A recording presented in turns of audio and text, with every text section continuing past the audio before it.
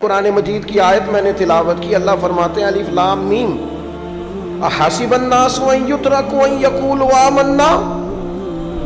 اللہ فرماتے ہیں کہ لوگوں نے یہ گمان کیا ہے کہ انہیں چھوڑ دیا جائے گا صرف یہ کہہ دینے پر کہ ہم ایمان لے آئے۔ انہوں نے کہا ہم ایمان لے آئے تو اب انہیں چھوڑ دیا جائے گا، بس ختم، اتنی بات پر چھوڑ دیا جائے گا۔ وہم لا یفتنون، اور انہیں آزمایا ہی نہیں جائے گا۔ فرمایا ایمان لانے کے بعد صرف ایمان پر ہی تمہیں چھوڑا نہیں جائے گا، بلکہ تمہیں آزمایا جائے گا، تمہاری آزمائش ہوگی۔ کس طرح؟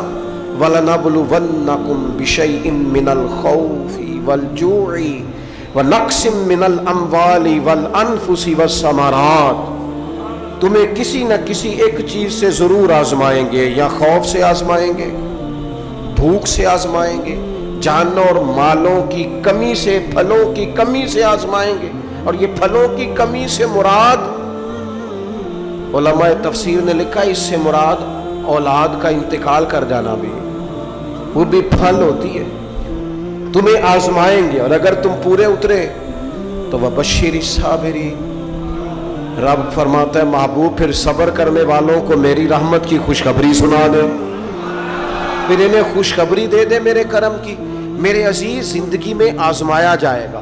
نبی اکرم نور مجسم شفیع معظم صلی اللہ علیہ وسلم کی بارگاہ میں حضرت خباب بن ارت رضی اللہ تعالیٰ عنہ حاضر ہوئے۔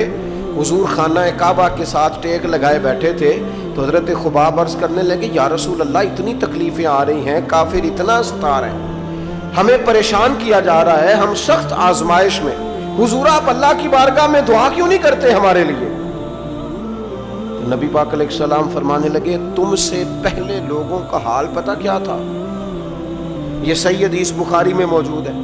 فرمایا تم سے پہلے لوگوں کا حال یہ تھا کہ انہیں گھڑے کے اندر رکھ کے، ان کے جسم کو مٹی سے دبا کے، پھر ان کے سروں پر آریاں رکھ کے چیر دیا جاتا تھا، لیکن پھر بھی وہ اپنے دین سے ہٹا نہیں کرتے۔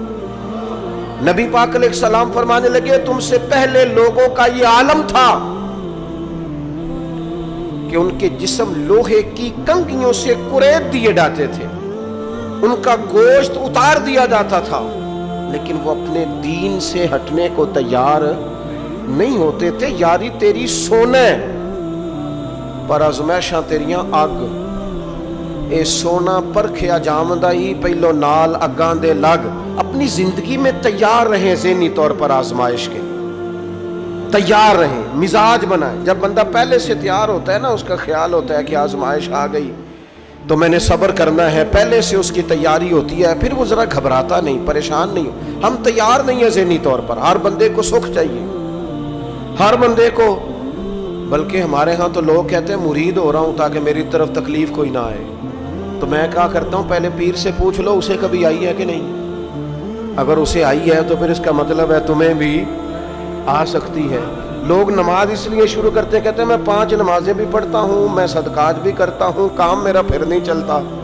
تو میں کہتا ہوں تمہیں پتہ ہی نہیں، نمازی کے لیے تو آزمائش ہے، جتنا جتنا ایمان کامل اتنی اتنی آزمائش بھی زیادہ۔ اور یہ میں اپنے پاس سے نہیں کہہ رہا، حضرت ابو سعید خدری رضی اللہ تعالیٰ عنہ فرماتے ہیں میں نبی پاک علیہ الصلوۃ والسلام کی خدمت میں حاضر ہوا، اور حضور کے دست مبارک کو چومنے کے لیے میں نے اپنے ہاتھ جب آگے کیے تو تپش تھی، تیز بخار تھا نبی پاک کو۔ تو حضرت ابو سعید خدری رضی اللہ تعالیٰ عنہ ارشاد فرماتے ہیں کہ میں نے، یہ سنن ابن ماجہ میں موجود ہے، فرماتے میں نے عرض کیا یا رسول اللہ صلی اللہ علیہ وسلم اتنا تیز بخار؟ حضور فرمانے لگے ہم پر جو آزمائشیں آتی ہیں نا انبیاء پر، وہ عام لوگوں سے دگنا آتی ہیں۔ یہ تو لاڈلے ہیں، یہ تو محبوب ہیں اللہ کے۔ فرمایا عام لوگوں سے دگنی آزمائش آتی ہے، لیکن فرمایا ہمارا رب بڑا کریم ہے، ہمیں اجر بھی ڈبل ہی عطا کرتا ہے، ہمیں اجر بھی ڈبل ہی عطا کرتا ہے۔ تو حضرت ابو سعید خدری کہتے ہیں موقع اچھا تھا، میں نے ایک سوال بھی کر دیا، میں نے کہا یا رسول اللہ صلی اللہ علیہ وسلم بتائیے نا بھلا دنیا میں زیادہ آزمائشیں کن کو آتی ہیں؟ تو حضور فرمانے لگے سب سے زیادہ آزمائشیں اللہ کے انبیاء کو آتی ہیں، نبیوں کو آتی ہیں۔ حضور اس کے بعد فرمایا اس کے بعد جو ان کے زیادہ قریب ہوتا ہے اسے آتی ہے۔ لوگ کیا سمجھیں گے امام حسن کی آزمائش کو؟ لوگ کیسے سمجھیں گے سیدنا امام حسین کی آزمائش کو؟ فرمایا جو ان کے زیادہ قریب ہوتا ہے اسے زیادہ آزمائش آتی ہے. تو حضور کے سب سے قریب تو امام حسن ہے نا، امام حسین ہے نا. تو کیا سمجھتا ہے قربت بس نسبت کے اظہار کا نام ہے اور بڑے لطف کے ساتھ زندگی گزارنے کا نام ہے؟ تو نبی پاک علیہ الصلوۃ والسلام نے فرمایا بات بڑی مزے کی ہے. فرمایا پھر اللہ کے بعض بندے تو ایسے ہوتے ہیں جنہیں اللہ فقر میں مبتلا کر دیتا ہے. فرمایا ان کے پاس صرف ایک چادر رہ جاتی ہے، اتنا فقر ان کے پاس آتا ہے. لیکن جو حدیث کے آخری لفظ ہیں نا وہ وجد والے ہیں، وہ وجد والے ہیں، وہ سرور والے ہیں. ہمارا یہ مزاج ہوتا ہے کہ میٹھا میٹھا کھا جاؤ اور ذرا کڑوا آ جائے تو سویرے بھی رو شام بھی رو، حال ہی کوئی نہیں، غریبی بڑی، پریشانی بڑی، حضرت صاحب گھر سے بیماری جاتی نہیں. اور جناب کیا بتائیں، بعض لوگ تو ایسے ہیں جن کی بات سن کے لگتا ہے زندگی میں کبھی سوئے ہی نہیں، اتنے بڑے بڑے دکھ سناتے ہیں. وہ خدا کی رحمت کا بھی تو ذکر کرنا، خدا نے جو تیرے اوپر انعامات کیے ان کا بھی تو ذکر کرنا. ان کا تذکرہ ہی نہیں کر رہا میرا بھائی.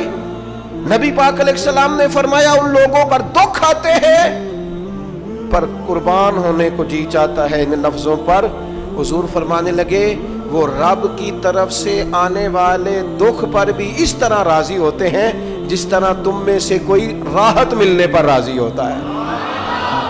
سکون والی چیز ملنے پر جس طرح تم راضی ہوتے ہو اس طرح وہ دکھوں پر بھی راضی ہوتے ہیں. دکھ قبول محمد بخشا، دکھ قبول محمد بخشا. پر ایک شرط لگائی چھوٹی سی میاں صاحب نے، انہوں نے کہا 100 دفعہ قبول ہے دکھ، 100 دفعہ قبول. دکھ قبول محمد بخشا پر راضی رہن پیارے. یہ شرط یہ ہے کہ تو راضی رہ، تو راضی رہ. دکھ قبول محمد بخشا، راضی رہن پیارے. اور حضرت سلطان صاحب کہنے لگے ایسا کیتی ہے جان حوالے رب دے، ایسا عشق کمایا ہے اسی مرن تو پہلو ہی مر گیا، باہو تا مطلب نو پایا. ہم نے تو پہلے سے ہی نتیجہ نکال لیا. تو سکون ڈھونڈنے نکلا ہے، تو چاہتا ہے زندگی میں آرام مل جائے. کائنات میں سب سے زیادہ پیار اللہ کا اپنے محبوب کے ساتھ. لیکن دیکھ لو نا، پیدائش سے پہلے ہی حضور کے والد چلے گئے. 4 سال یا 6 سال کی عمر میں والدہ گئیں. 8 سال کی عمر تھی، محبوب کے دادا کا جنازہ اٹھا تو محبوب پیچھے پیچھے جنازے کے جا رہے ہیں. پھر وقت آیا جب تبلیغ دین کا، تو دنیا کا کون سا دکھ اور کون سی تکلیف اور کون سی اذیت ہے جو حضور کو نہیں دی گئی. لیکن کریم ہر وقت کہتے ہیں افلا اکون عبدا شکورا، میں رب کا شکر گزار بندہ نہ بنوں. ہر مقام پر کبھی بدر کبھی احد، اور ہر طرح کی تکلیف، ہر طرح کی تکلیف. کبھی بیٹیوں کا دکھ، کبھی سیدہ عائشہ صدیقہ کے بارے میں منافقوں کی نازیبہ گفتگو. سارے دکھ محبوب کی حیات پاک میں رہے. کریم نے ان دکھوں کو برداشت کیا.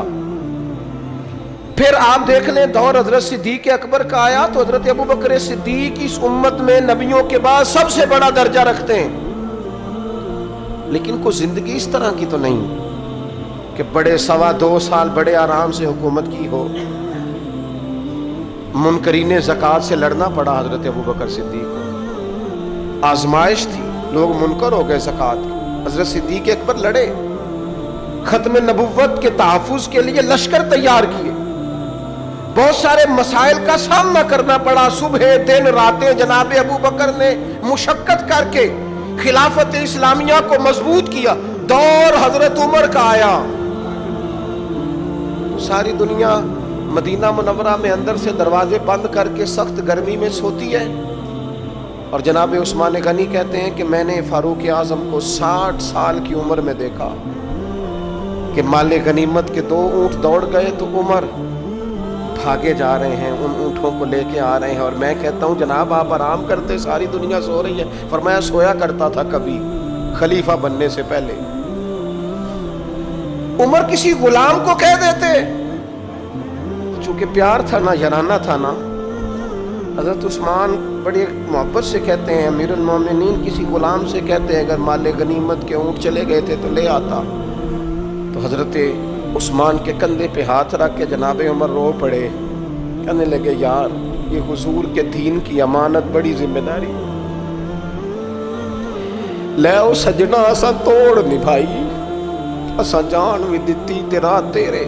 یہ بڑی ڈیوٹی ہے, یہ بڑی ذمہ داری ہے. میں کیسے غلام کو بھیج دیتا؟ مسلمانوں کا مال ہے, جب ڈیوٹی میری ہے تو کیسے کسی کو بھیجتا؟ یہ آزمائش ہے, یہ دکھ ہے. 22-24 لاکھ مربع میل کے حکمران حضرت عثمان غنی, ان کا دور آ گیا. یعنی وہ شخص جس نے چڑھتی جوانی میں بھی نظریں جھکا کے رکھی, اور جس شخص نے اپنا سارا مال دین پر قربان کر دیا, اس کے گھر کا گھیرا تنگ کر لیا گیا. بہت بڑی ذمہ داری حضرت عثمان پر آئی, بڑی. اور جناب عثمان غنی کا حال یہ ہے کہ 40 دن گزر گئے. جس شخص کے اپنے ذاتی مصارف لاکھوں کروڑوں میں لوگوں پر خرچ ہوتے ہیں, 40 دن سے اس نے کھانا نہیں کھایا. اسے ڈھب اور سلیقے سے روٹی پانی نہیں ملا. گھر میں قید ہیں. لوگوں نے کہا عثمان ہمیں اجازت دے دیں ہم لڑیں. کہنے لگے کیسے دے دوں؟ حضور کا مدینہ اور میری وجہ سے خون بہہ جائے, بس میرے اوپر آئی ہے تو میں نبھاؤں گا, یہ ذمہ داری ہے. کہا پھر عثمان خلافت؟ فرمایا یار یہ بھی میری مجبوری ہے. میرے نبی پاک نے فرمایا تھا عثمان اللہ تمہیں قمیض پہنائے گا, لوگ اتارنا چاہیں گے, دیکھنا اتارنا نہ. وہ قمیض نہ اتارنا کیسے چھوڑ دوں؟ حضرت عثمان بھی شہید ہو گئے, جناب عمر بھی شہید ہو گئے. حضرت علی المرتضیٰ شیر خدا, وہ کیا 9-10 سال کی عمر سے حضور کے ساتھ چلے, ہر غزوے میں, ہر میدان میں, ہر جہاد میں, ہر جگہ آگے آگے. ان لوگوں نے دین سے نفع نہیں لیے. حضرت علی المرتضیٰ شیر خدا تو کوفے کی جامع مسجد کے پاس کھڑے ہو کے کہتے تھے میری کوئی بندہ زیرہ خرید لے. امیر المومنین کہہ رہے ہیں میری طامت زیادہ پھٹ گئی ہے, اب تو پیوند لگنے کی جگہ بھی کوئی نہیں بچی, یہ زیادہ پھٹ گئی ہے. اگر مزید پیوند لگ سکتے ہوتے تو میں زیرہ نہ بیچتا. یہ میری زیرہ کوئی خرید لے, کوئی خرید لے زیرہ. حضرت مولا علی شیر خدا 63 سال کی عمر مبارک, اور جب کوفے میں آپ کو خنجر لگا, زخم لگا, تو لوگ بیٹے کو بلاتے ہیں, آواز دیتے ہیں, لیکن جناب شیر خدا مولا علی مرتضیٰ مشکل کشا العطا حضرت علی المرتضیٰ شیر خدا زیر لب ہلکا سا مسکرائے, ادھر دیکھیے گا, اور مسکرا کے پتہ کیا فرمانے لگے؟ کہنے لگے فزت برب الکعبہ, لو بھائی کعبے کے رب کی قسم علی کامیاب ہو گیا ہے, کامیابی مل گئی. آج بات امام حسن کی آئی, امام حسن کو زہر دیا گیا, انتڑیاں نہ کٹ کٹ کے باہر گر رہی. اس شہزادے کی جس نے حضور کی گود میں عمر گزاری, محبوب کے کندھوں پہ رہنے والے حسن ابن علی, جناب امام حسین حاضر بارگاہ ہوئے تو ہاتھ پکڑ کے بھائی کا چوم کے رو پڑے. بھائی پیارے بھی تو بڑے ہوتے ہیں نا, بڑے پیارے ہوتے ہیں. اور ان لوگوں کا منصب بڑا انوکھا ہے, شدید تکلیف ہے. تو امام حسین کہتے ہیں میرے بھائی حسن بتائیے آپ کو زہر کس نے دیا؟ رو کے پوچھتے ہیں. بھائی کا ماتھا چوم کے امام حسن رو پڑے, کہنے لگے حسین میری مجبوری ہے, میں تمہیں نہیں بتاؤں گا. کہا کیوں؟ فرمانے لگے اس لیے کہ اگر وہ نہیں جس پر مجھے شک ہے تو پھر کسی بے گناہ کا نام کیسے لے دوں, اور اگر وہی ہے نا جس پر مجھے شک ہے تو پھر میں تمہیں نہیں بتاؤں گا. میرا رب بڑا بہتر انتقام لینے والا ہے, پھر بھی نہیں بتاؤں گا. کیا کروں, کیسے بتا دوں؟ مصطفیٰ کا نواسا ہوں میں, پردے ڈالنے والی ماں کا بیٹا, میں شیر سے زیادہ جگر رکھنے والے علی کا پتر, میں کیسے بات کر دوں؟ بس زخم پہ زخم کھا کے جی, خونے جگر کے گھونٹ پی, اوے سجنا آہ نہ کر لبوں کو سی, یہ عشق ہے کوئی دل لگی نہیں. میرے نبی پاک صلی اللہ تعالیٰ علیہ وآلہ وسلم نے ارشاد فرمایا، اللہ تعالیٰ دین میں جو لوگ سخت ہوتے ہیں نا ان پر مشکلیں بھی سخت ڈالتا ہے۔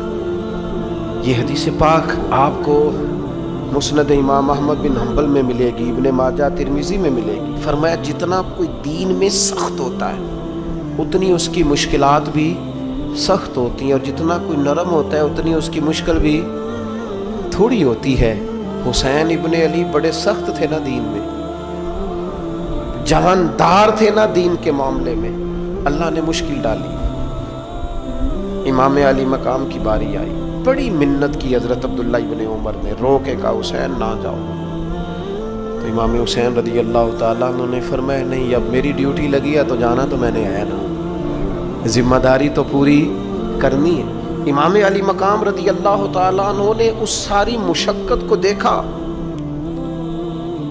گھر چھوڑنا بڑا مشکل کام ہے، گھر چھوڑنا، جہاں انسان رہا ہوتا ہے نا والدین کے ساتھ، جہاں وقت گزارا ہوتا ہے،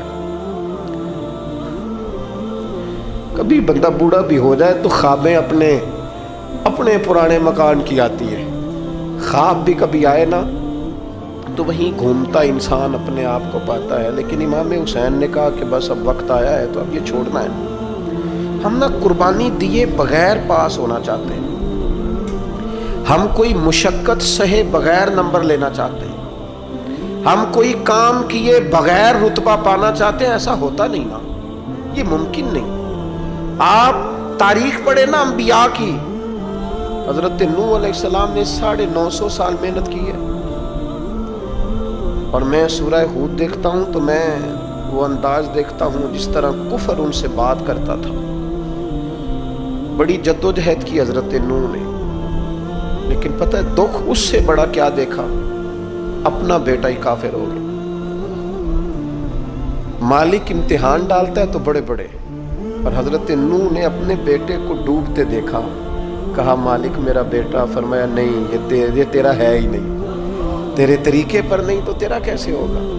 کسی کی نسل کہلانے کے لیے تو اس کے عقیدے پر ہونا ضروری ہے، تیرا نہیں۔ حضرت نوح نے مشقت دیکھی، واتخذ اللہ ابراہیم خلیلا، ابراہیم اللہ کے پیارے ہیں نا، لیکن زندگی پوری پڑھ کے دیکھ لو، ساری کی ساری مشقت مصائب سے بھری ہوئی، آزمائشوں سے لدی ہوئی۔ کبھی انہیں قوم آگ میں ڈالتی ہے، اور کبھی 86 سال عمر ہو گئی تو اولاد کوئی نہیں، اور دعا مانگ کے رب بیٹا وہ دیتا ہے جس کی پیشانی میں نور محمدی چمکتا ہے۔ اچھا پہلے دیا نہیں، اب دیا، فلما بلغا ماہ سعیا، اور جب وہ ذرا ساتھ چلنے کے قابل ہو گیا، ہر بندہ کہتا نہیں منون خیر ہے میرا پتر جوان ہو گیا ہے، جب وہ بیٹا ساتھ چلنے کے قابل ہوا تو فرمایا ذبح کرو نا ذبح۔ تھوڑی دیر کے لیے دل پہ ہاتھ رکھ کے بتاؤ، اور بچے کو بخار چڑھ جائے تو نیند نہیں آتی، مائیں منتیں مانگتی پھرتی ہیں، روتے پھرتے ہیں باپ، بچے کی طبیعت ٹھیک نہیں، فقط بیمار ہے، اور جسے یہ کہا جائے ذبح کر۔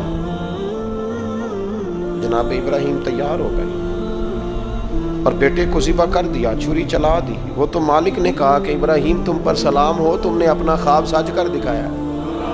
ساری زندگی دیکھیں نا آپ آزمائشوں سے بھری۔ ادھر آ جائے نا جناب ایوب ہیں، کتنے بیمار ہو گئے، کتنے بیمار ہو گئے، 12 سال گزر گئے طبیعت خراب کو، 8 دن کے بخار میں لوگوں کے شکوے، 12 سال بیت گئے تو قبول محمد بخشا۔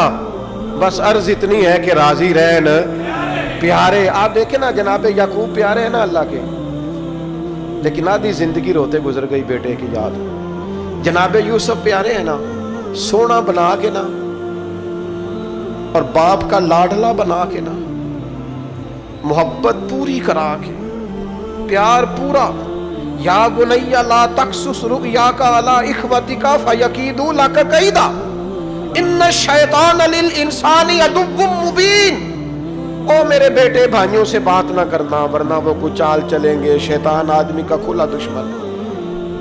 اتنا دنیا میں پیارا بچہ اور اس وقت کوئی نہیں تھا جتنے جناب یوسف ہیں، پر یوسف کبھی بھائیوں کی مار کھائیں، کبھی کنویں میں جائیں۔ کریم کا کرم ہے نا، کنویں میں پھینکے تو بچا لیں، لیکن وہاں سے نکلے تو پھر وہ بکے، پھر کبھی یہاں بکے، کبھی مصر کے بازار میں بکے۔ او یار تو غور تو کر، وہی جناب یوسف اللہ کے پیغمبر پھر جیل جائے، ساری تکلیفیں سہ کے فرمایا لو یوسف اب میں تمہیں مصر کا بادشاہ بناتا ہوں۔ آپ جس کی بھی تاریخ ٹٹول کے لائیں گے نا وہ آزمائشوں والی والا، نہ بولو وَلْنَكُمْ بِشَيْءٍ مِّنَ الْخَوْفِ، ہم ضرور تمہیں آزمائیں گے۔ امام حسین کی باری آئی، وطن چھوڑنا ہے حسین کو۔ امام علی مقام نے کہا کہ ہجرت کی تھی نا، حضور نے بھی وطن چھوڑا تھا۔ دور کھڑے ہیں نانا تیرے کرم کے خزینے کی خیر ہو، میں جا رہا ہوں تیرے مدینے کی خیر ہو۔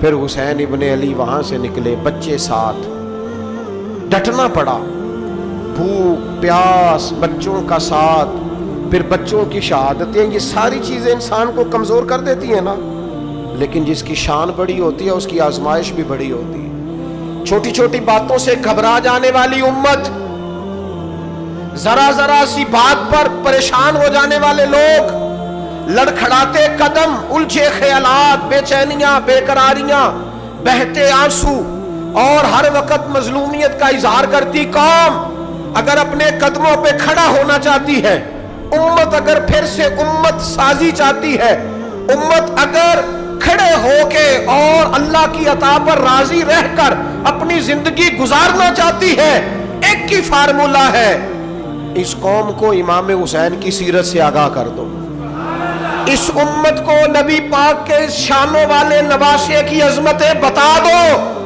یہ جو لوگ سہمے سہمے، ڈرے ڈرے سے، پریشان سے، کمزور سے، غریبی کی بات کرتے، دیہاتی ہونے کی بات کرتے، سہمی سہمی باتیں کرتے، انہیں کہو ڈرو نہ، وہ دیکھو پردیس میں حسین ابن علی تھوڑی دیر پہلے حضرت علی اکبر کی لاش مبارک اٹھا کے لائے ہیں اور لا کر کے خیمے میں رکھی ہے، لیکن انہیں پتا ہے کل بھی تو جانا ہے نا، انہیں پتا ہے نا کتنے کو سال جینا ہے، بالآخر جانا تو ہے نا۔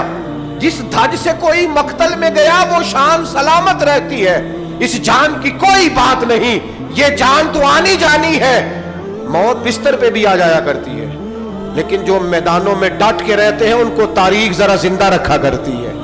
کمزور زندگی نہ گزارو، ڈری ہوئی زندگی نہ گزارو، اور یہ کبھی نہ کہو ہائے حسین، ہم ہائے حسین والے نہیں، ہم واہ حسین والے ہیں۔ ہمارے بزرگوں نے ہمیں یہ سبق دیا ہے، ہم نے کہنا ہے واہ حسین، کیا کمال کر دی امام علی مقام نے، واہ حسین آپ کی عظمت پہ قربان۔ اتنے سارے دکھوں کے باوجود جب شانوں والے نانا کا شانوں والا پوتا، عظمتوں والی ماں کا عظمتوں والا بیٹا، جرت مند باپ کا بیٹا میدان میں نکلنے لگا ہے تو ڈرا ڈرا، سہما سہما، رو کے، دلاسے دے کے، آنسو پونچھ کے نہیں، بلکہ امام حسین نے ڈٹ کے کھڑے ہو کے وہ امامہ سر پہ باندھا جو محمد عربی نے عطا فرمایا تھا، وہ جبہ پہنا جو نانا نے دیا تھا، وہ تلوار پکڑی جو شیر خدا مولا علی پکڑتے تھے، اور حسین میتوں کے باوجود میدان میں آئے، فرمایا سامنے کھڑے ہو جاؤ، تمہیں خطبہ دینا ہے، اس لیے کہ محمد عربی کا طریقہ ہے جمعے والے دن خطبہ دیا جاتا ہے۔ پورے وثوق سے اتمام حجت کیا، اور حسین ابن علی ایسے تو نہیں تھے کہ ڈرے بڑا تھے تو ان سے تلوار نہیں چلی، انہوں نے تلوار چلائی، جو ایک ایک دو دو کر کے آتے رہے وہ کٹتے رہے، وہ کٹتے رہے، پھر آواز ایک گونجی پیچھے سے، وہ اکیلے اکیلے کیوں جاتے ہو، تمہیں پتہ ہے علی کا بیٹا ہے، علی کا گھر تو وہ گھر ہے کہ جس گھر کا ہر ایک بچہ جسے دیکھو وہی شیر خدا معلوم ہوتا ہے۔ اکیلے اکیلے جاؤ گے تو تم چہرے کی روشنی نہیں دیکھ رہے، آنکھوں کی سرخی نہیں دیکھ رہے، مزاج کا ولولہ نہیں دیکھ رہے، طبیعت کا باغ پن نہیں دیکھ رہے، اور جوانی میں شہادت کی لذت سے آشنا محمد کا نواسا نہیں دیکھ رہے، ذرا مل کے جاؤ، ہاں ہاں حسین ابن علی شہید ہوئے ہیں پر شان و شوکت کے ساتھ، ہاں ہاں حسین ابن علی دنیا سے تشریف لے گئے ہیں پر عزت وقار اور عظمت کے ساتھ، ہاں حسین ابن علی کا سر کٹا ہے، مخالف نے تو اپنی طرف سے نیزے کی نوک پہ چڑھایا تھا، پر حسین کا سر بول بول کے کہہ رہا تھا دیکھ لو میں کٹ بھی گیا ہوں پھر بھی سب سے اونچا ہوں، وہ دیکھو میں سب سے اونچا ہوں، سب سے اونچا ہوں میں۔ اے حسین ابن علی، نازش آل نبی تم پر سلام، اے حسین ابن علی تم پر سلام، نازش آل نبی تم پر سلام۔ کسی نے ایک بات کی تھی، اس نے حد کر دی، اس نے کہا مورخ تو کتنا کو لکھے گا، خطیب تو کتنا کو واز کرے گا، او مصنف تو حسین ابن علی کی شان میں کہاں تک بات کرے گا؟ تو میرے امام کا پاکپن، ان کی جرت، ان کی طاقت، ان کی ہمت، ان کا کمال، ان کا صبر، ان کی استقامت، ان کا حوصلہ، ان کی جواں مردی، ان کی ہمت کتنی کو بیان کرے گا؟ تو رہنے دے۔ اس نے کہا پھر کیوں رہنے دوں؟ کہنے لگے حسین ابن علی کی شان رفعت کوئی کیا جانے، یہ حسن جانے۔ حسین ابن علی کی شان رفعت کوئی کیا جانے، یہ حسن جانے، یہ علی جانے، یہ نبی جانے یا خدا جانے۔